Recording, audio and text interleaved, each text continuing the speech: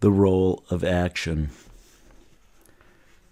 Transactionalists have long maintained that for growth and emergence to occur, four phenomena must be in attendance. Purposeful action, the results of which have failed to fulfill the purpose of the action. That is, frustration of purpose is experienced, a hitch encountered. The process of inquiry to determine the why of the hitch. Further purposeful action, modified by the disclosures of the inquiry, the results of which action fulfill the original purpose. An alteration of the assumptive world as a result of the experience of this action. It was the investigation and analysis of the Ames demonstrations, together with their relation to purposeful action, that prompted the following typical statements from leading transactionalists. Action and perception are inseparably related. Action is the exercise of one of man's capacities. Only through action of some kind do we become part of the setting around us. Only then are we participating in a transaction of living. Without action, purpose ceases to exist. The bearing of action on emergence, that is that it is the action with its consequences that constitutes, is the emergence. It is only through action that actual real changes are brought about. Actions and their consequences, as they are registered in relation to our motives or purposes, are instrumental in the construction of what we see. Placing the action aspect of experience in the perspective of transactionalism, it may be said that during the process of perception, the thing perceived acquires reality through the mental act of the experiencer, whereas the assumptive world, based as it is upon past experience, does not acquire reality unless and until dynamic, purposeful action is undertaken. In fact, the Ames demonstrations have confirmed that the assigning of reality and validity to perceived things is entirely dependent upon action, for which the experiencer himself is responsible. Since every action is determined equally by past experiences and future purposes, the way to test the correctness of our assumptions is by purposeful action. The specific significance that action has for the present study concerns its relationship with knowing. The history of the thought of the pragmatists from Peirce and James to Dewey and Randall illustrates the attempt to draw these twin aspects together. It is hardly necessary to refer to Dewey's attitude toward the role of action. Overt action, he maintained, is an instatement of established organic environmental integrations.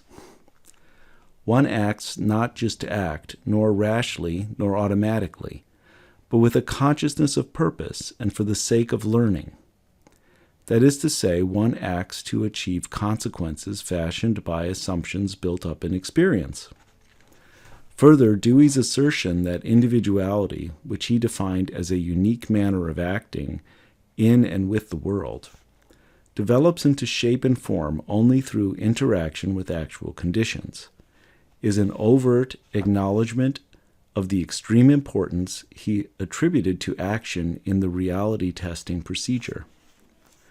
Adopting transaction from Dewey and Bentley, Cantrill has stated that although the term is not truly inclusive or even dynamic enough for all his purposes, it serves a useful concept in helping us avoid misleading bifurcations that all too easily inject themselves not only into everyday common sense accounting, but into psychological explanation. Such a term keeps us more aware of the fact that there can be no knowing without doing, just as there can be no person except for an environment. The perceiving and the doing are not viewed as separate and discrete operations. To the transactionalist, they are two abstracted aspects of a continuous process of living. In order to fully comprehend the one, reference must be made to all other aspects of the process. The demonstrations of Ames have illustrated dramatically the supreme importance of purposeful activity.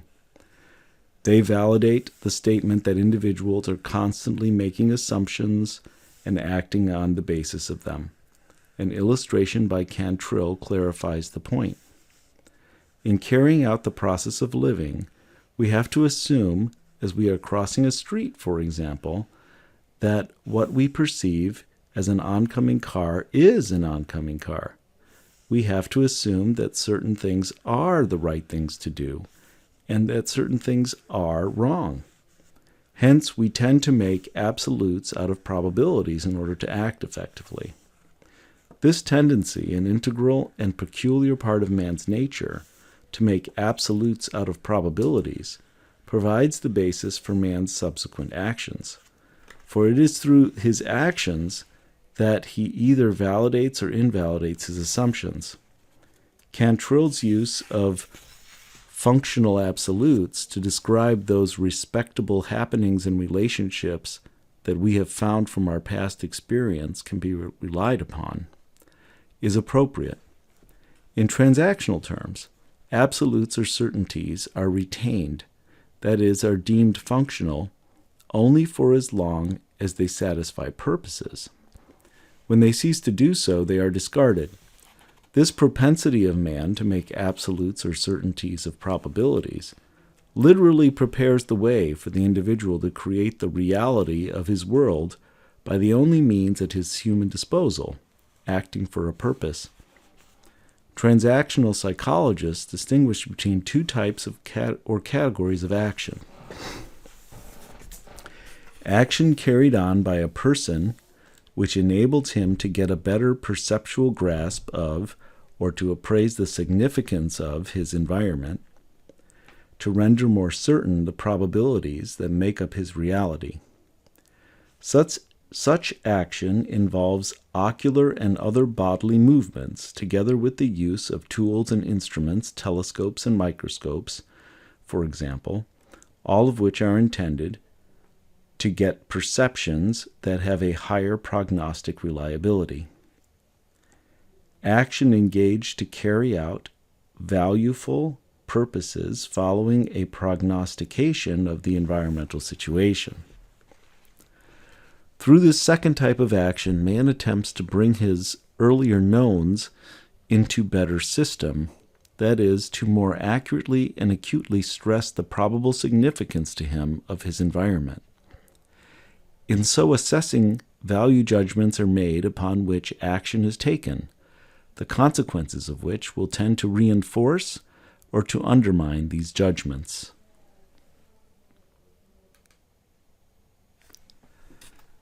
The nature and creative dimension of intelligence. The transactional view of human intelligence has its origins in John Dewey's pragmatic and instrumentalistic writings. For him, the essence of intelligence is the ability to move about without using the crutch of dogma or authoritatively fixed beliefs. The pragmatic function was seen by him to be the use of intelligence to liberate and liberalize action. Nor was intelligence identified with the functioning of an intellect capable of grasping first and demonstrable truths about fixed principles. On the contrary, its function was held to be practical in nature, as practical as reason is theoretical.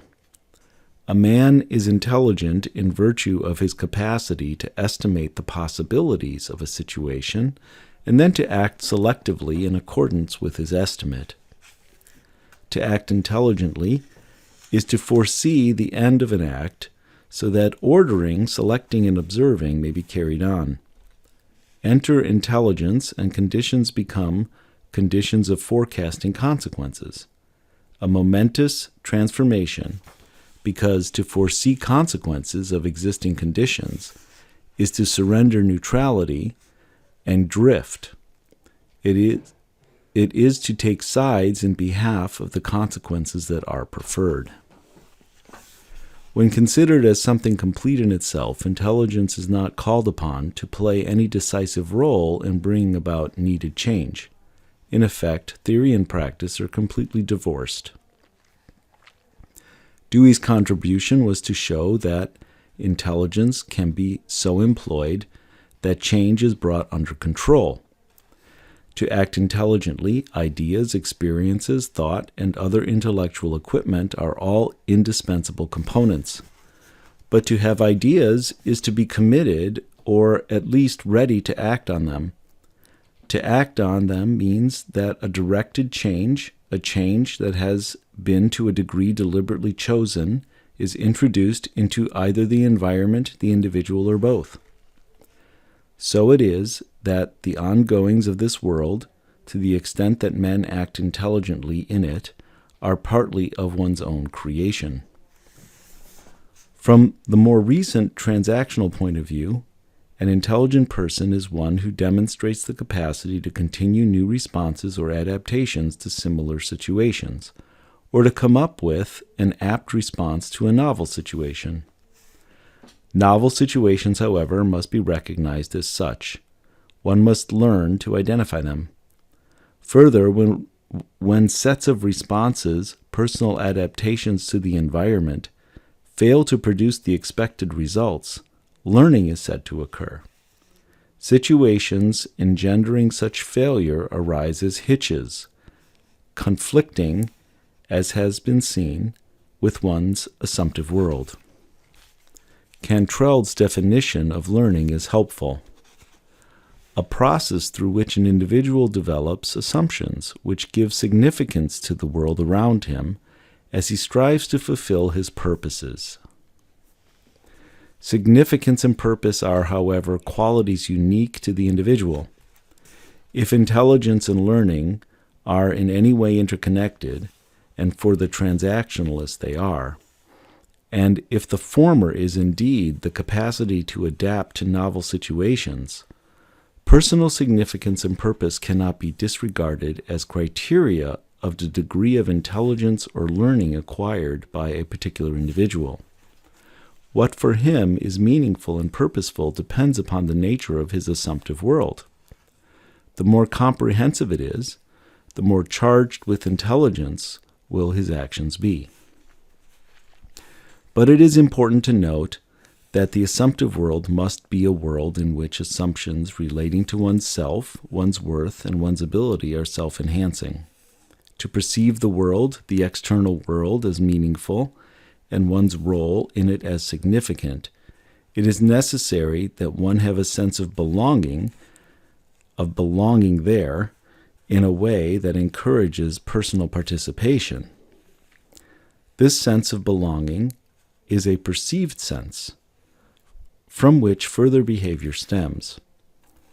This is to reiterate the fact that transactionalists view intelligent behavior as a function of perception, transactionally related to and inseparable from past experiences and future expectations. Intelligence cannot be considered apart from meanings that arise from an individual's conceptions and assumptions. His frame of reference, what he believes, expects, and actively seeks, and how he perceives situations as he strives to maintain his life space and to pursue whatever goals and purposes he has set for himself. The transaction that is living.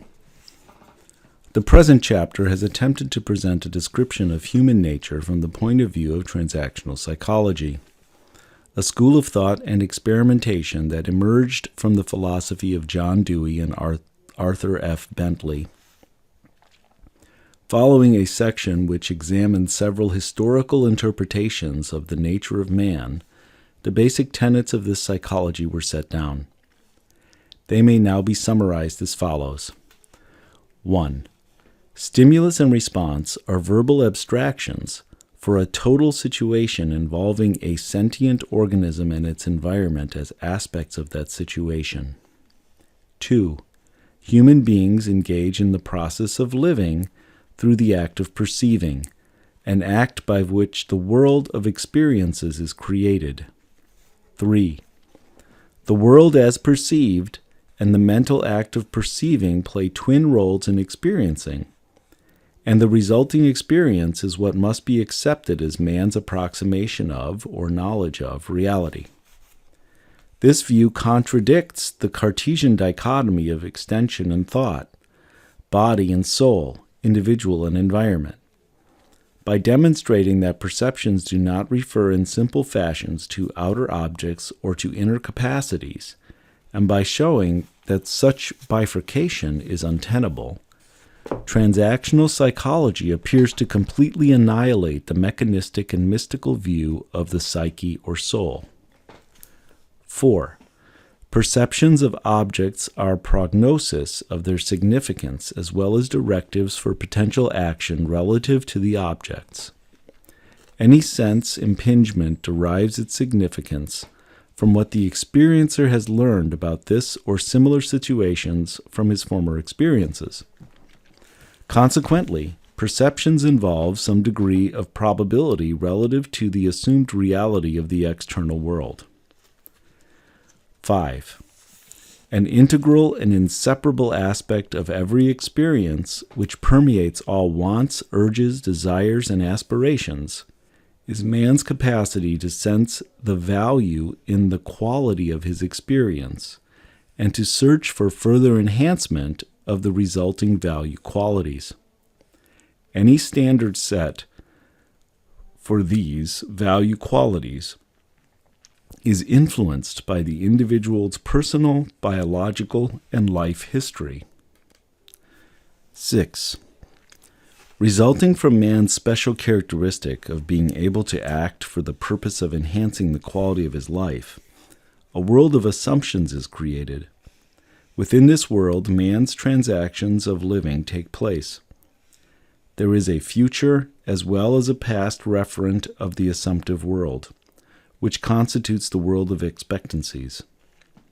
7. Through action, assumptions are validated or modified.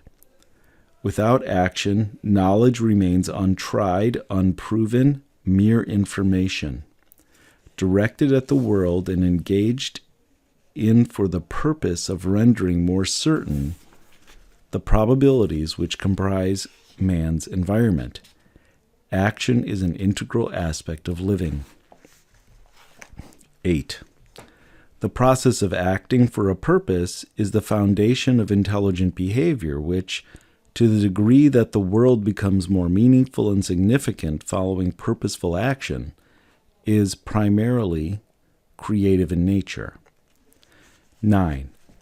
Man's transactions of living involve in sum capacities and aspects of his nature operating together. To transact is to participate in the process of translating the ongoing energies of the environment into one's own perceptual awareness, and to transform the environment through the perceptual act. For a transaction to occur, then, an environment, some conscious or subconscious purpose, action, and the registration of its consequences must all be present. Further, the activity follows a personal interpretation or perception, which is itself determined by past experience and expectancies for the future. Interdependency is the salient factor, for no one of the foregoing processes is capable of functioning without all of the others. Each is an aspect of every transaction of living, abstracted only for purposes of analysis. The interdependency of the various aspects which comprise the process of living as delineated by the transactional psychologists, and the seeing together of much that is talked about conventionally as if it were composed of irreconcilable separates, clearly parallel one another, and are in harmony with a basic intent of the transactional approach, to correct the fragmentation of man's experience wherever it may occur. It will have become evident that the tenets of transactionalism have special significance for education and learning. That the name of John Dewey is associated with these realms of thought would strongly suggest that some serious and productive thinking has already occurred along such lines. The manner in which these tenets, and the transactional point of view generally, have been, and may in the future be applied to the educative process, is the topic of the following final chapter.